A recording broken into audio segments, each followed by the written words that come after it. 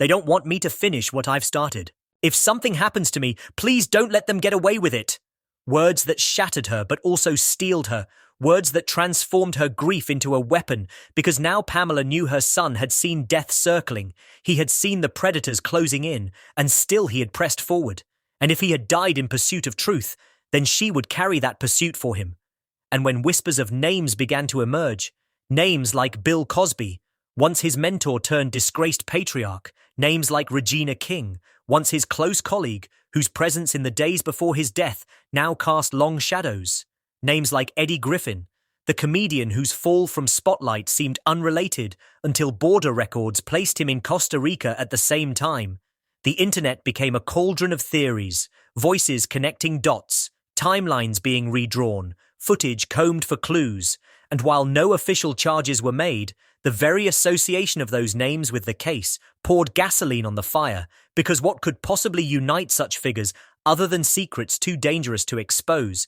And as whistleblowers began to leak fragments of suppressed evidence, surveillance footage erased, autopsy details altered, witnesses silenced, the conspiracy grew heavier, darker, and harder to dismiss, and through it all, Pamela refused to be quiet, standing in front of cameras with her eyes swollen but burning, declaring, "They thought they could silence him, B." If part 1 was the storm breaking, then part 2 is the flood drowning everything in its path, because once Pamela Warner's fight for truth reached the courtrooms, the glossy veneer of Hollywood began to crack under the weight of its own lies. The very institutions that had once worked tirelessly to protect reputations were now being dragged kicking and screaming into the light. Subpoenas clawed their way into sealed records.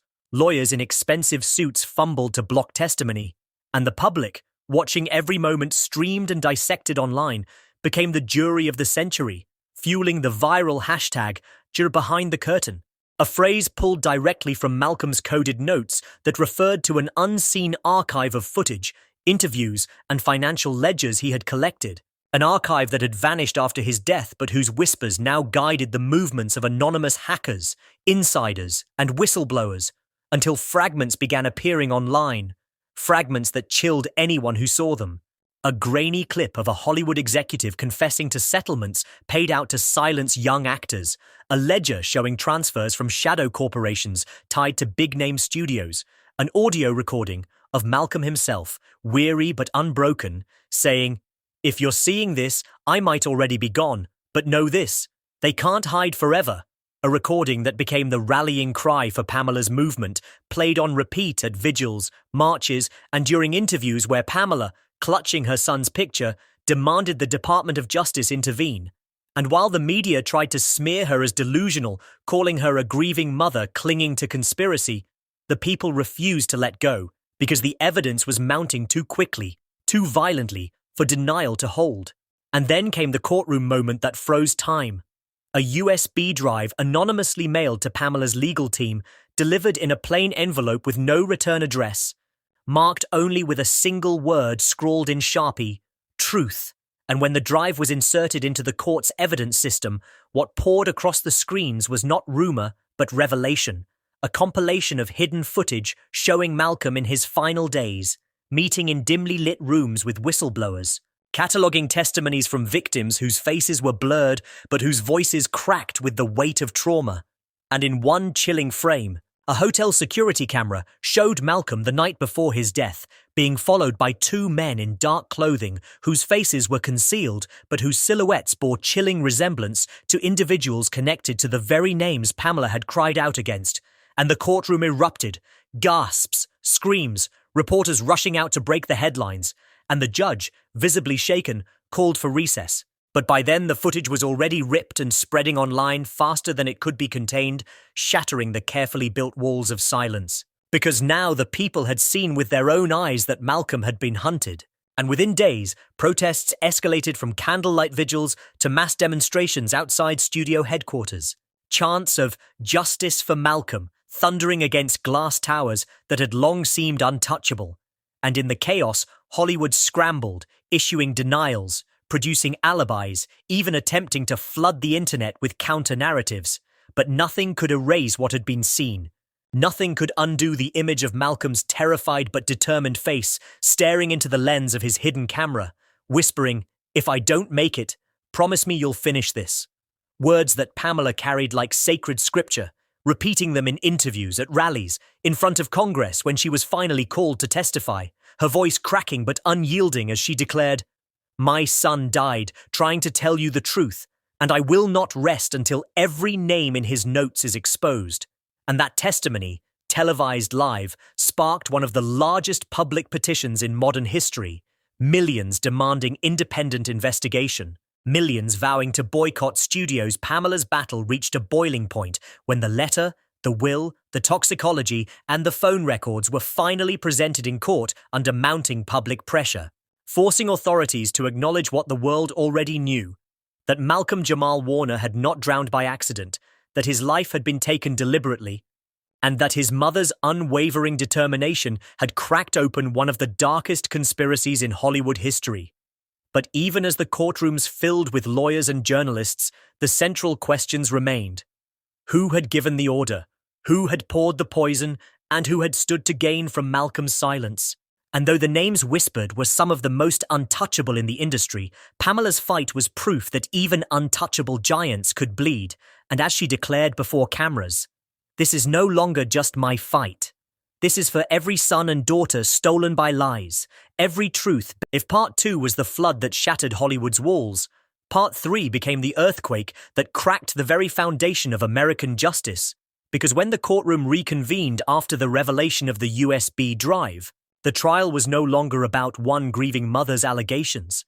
It had become the trial of an entire system, and the prosecution, emboldened by the public's fury and the mountain of leaked evidence, moved swiftly to file charges, not just against shadowy henchmen, but against executives and high-ranking officials who had once seemed untouchable, their names scrolling across live news tickers like the credits of a horror film that no one could turn away from. And as the indictment stacked higher, conspiracy to commit murder, obstruction of justice, racketeering, tampering with witnesses, the accused were dragged into the courthouse under the flashbulbs of 1,000 cameras, their once polished images now reduced to mugshots plastered across every screen in America, and the courtroom itself became a theater of reckoning, with Pamela Warner seated in the front row, clutching Malcolm's photograph like a shield, her presence a silent reminder of why every gavel strike mattered, why every objection carried the weight of a nation's grief.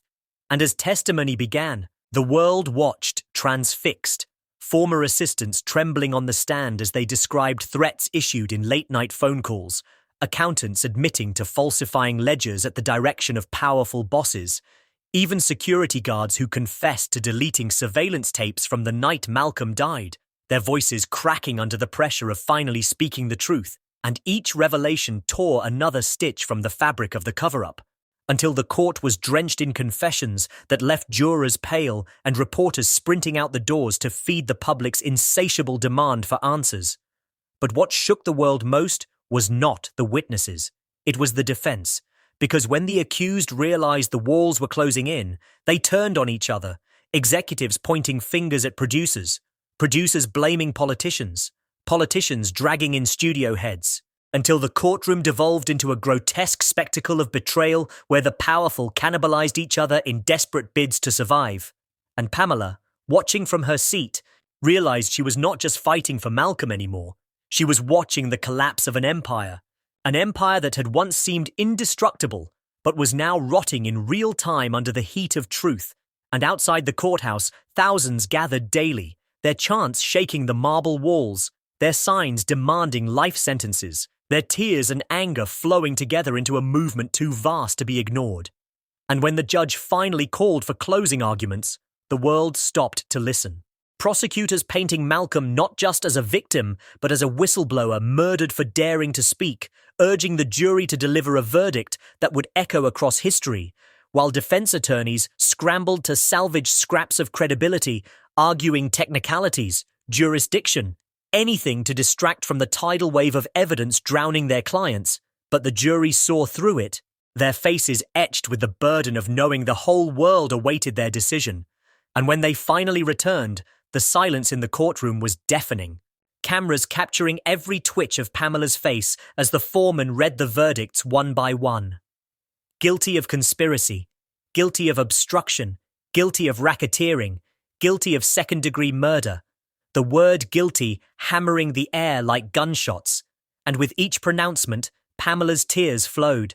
Not just for Malcolm, but for the countless unnamed victims whose stories had been buried. And as the judge sentenced the convicted to decades behind bars, some collapsing in shock, others staring blankly as if their entire empires had crumbled overnight, Pamela stood, lifting Malcolm's picture high above her head, and the crowd erupted in sobs and cheers. Because this was not just justice for one man. This was the beginning of a reckoning the world had been too afraid to confront, and yet even in that moment of triumph, shadows loomed. Whispers of higher names not yet charged, documents still sealed, figures in darker corridors of power watching and waiting. But for now, for this moment, the courtroom had spoken. History had turned.